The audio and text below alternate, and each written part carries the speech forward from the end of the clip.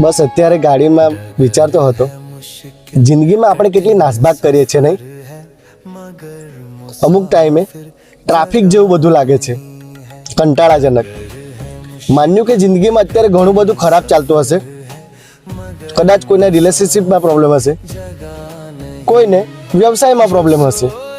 આપણને બધું લાગે છે કે હવે રસ્તો બંધ થઈ ગયો છે, પણ આ ગાડીની બહાર જુઓ, જિંદગી હજુ પણ કેટલી સુંદર છે. દુનિયા કેટલી રસ્તા પર નાસભાગ કરી રહી છે.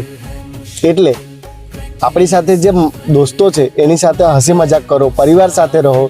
સૌથી મોટું તો પોતાની હિંમત છે. તકલીફો તો સ્પીડ બ્રેકરની જેમ આવશે, ગાડી થોડી ધીરી પડશે, પણ હાર ન માનો, એન્જિન ચાલુ રાખો. જિંદગી ખૂબ સુંદર અને લાંબી છે. તમારું શું આ વિષયમાં માનવું છે? જરા કોમેન્ટમાં જરૂરથી જણાવજો.